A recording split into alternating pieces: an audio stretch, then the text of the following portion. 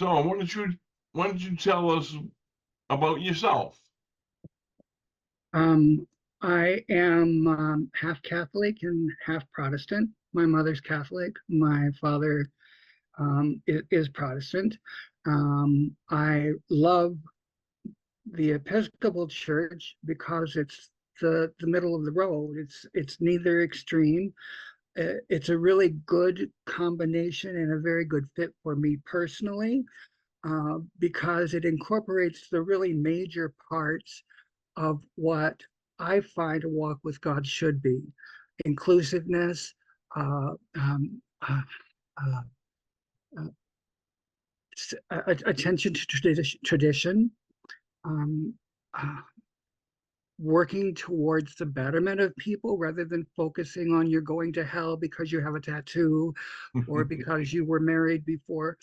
I just like the vision and the mission of the church, and it aligns so well with my personal values. I have two different churches that I go to. One is in Hawaii. I have muscular dystrophy, and I can't tolerate the Michigan weather. I use a wheelchair most of the time, and there are no sidewalks in the town where I live. So to use a wheelchair in the snow, you have to actually be on the street, which is dangerous. So several years ago, I started being a snowbird and living in Hawaii. And that's when I joined the Episcopal Church in Hawaii about 12 years ago. And and love that church. But in the summer, the church that I go to is about 5 miles away, and it's Trinity Episcopal Church. Our pastor, our priest, is actually a Lutheran because the two are in communion with each other. Sure. So we have a lot, you know, and in Hawaii, we have people from all kinds of cultures. So we see inclusivity in both churches, and that's a major focus of what the churches represent. And I love the idea of inclusivity. I love that. That's wonderful. All right, that's a good introduction. Well, I have basically four questions that we're going to ask, um, and just be honest with it. There's nothing uh, that's going to jar your memory of not knowing what to say or whatnot. But what strength do you believe that you have that you can share with a Verger skill? Well, I'm motivated by service. I think that's evident in my various leadership roles and my volunteer work, whether it's working or serving as a docent at Iolani Palace, leading a nonprofit to support accessible travel, or mentoring students. I've always sought to contribute meaningfully to the communities that I'm part of. Um, this commitment to service directly reflects the Verger's role in supporting worship and facilitating the spiritual journey of others. Um, Inclusivity is really a core value that I hold dear. I have a deep respect for tradition, and community engagement is a driving force behind much of what I do. I've always been passionate about bringing people together, whether it's through educational initiatives or cultural events or community service.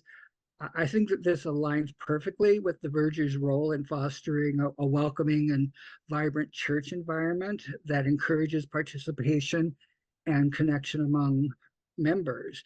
I think by integrating these personal values with the organization's core values, I'm committed to a mission of the Vergers Guild and supporting the Episcopal Church and creating a nurturing, inclusive, and spiritually enriching environment for all of us.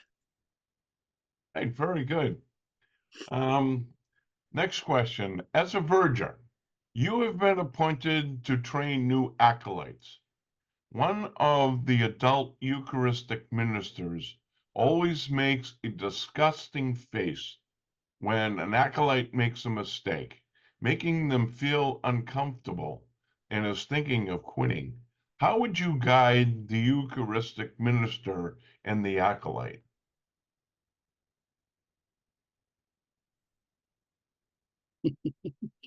I know it's a Okay. tough question.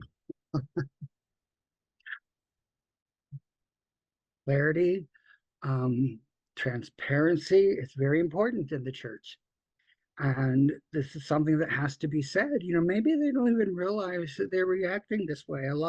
I saw a video of Queen Elizabeth this week when she met a person who said, I remember meeting you in 2010, and she couldn't remember. And she made this really disgusting face. And, they had it on camera and they're playing it over and over because it's so funny. I think a lot of times we don't realize how we're reacting. It just comes out. So I think if you're transparent and open and have clarity about these things, you can tell him what's going on so that he can be aware of it. So much of our behavior is unconscious. We just don't always know how we're coming across unless somebody helps to guide us. And if the acolyte is thinking about quitting, I would certainly say don't, uh, because it's a journey. It's not a destination where you are. You still have to keep on moving, and th this too will come to pass. It gets better, is what I would say. Excellent. Yeah, it's a interesting question, but one that I think that happens in churches, and sometimes we don't recognize it, and that's our Mm-hmm. job as a verger to recognize what's happening in our services. You know, Mm-hmm. on Sunday morning, it's 5 minutes before the service, which is Holy Communion. The priest is obviously running late. You have made several attempts to contact the priest, but unable to connect. As the head verger, how would you handle the situation? Um, well, I've never had that come up. Um, uh, at the Cathedral of St. Andrews, we have the bishop who is always available. We have the provost who's always available. We have an archdeacon. We have senior deacons and junior deacons. We have a lot of people that can step in. So we don't really have a problem with that. I've never come across where somebody went AWOL. I've never seen that. Yeah, Actually, the people that I know are super committed. And if they were late, it was probably because of some kind of accident or something. I, in 12 years, I have never known a priest to be late. Never. mm, So I would not assume the worst. I would assume this is an exception rather than the rule, and call on somebody else who's qualified, a member of the clergy who's qualified. I'm certainly not a member of the clergy. I couldn't do anything, but there would be somebody available. okay, very good. And our last question. Today you notice you have new visitors have attended the service. As a verger, what steps would you take? I would go up to them and welcome them and ask them about themselves, to find out what their interests are and try to engage them in conversation. Because for me, probably the number one goal that we have right now, at least at my church, is inclusivity. And you have to put that into action. It can't just be words. It's got to be actions. So I would definitely make a strong effort to let them know that they are welcome. We even have a giant sign that says, all are welcome. And that's our motto. And that's what we really believe in. So that's what I would do. I would go out of my way to welcome them and make them feel comfortable and make them feel that we want to include them.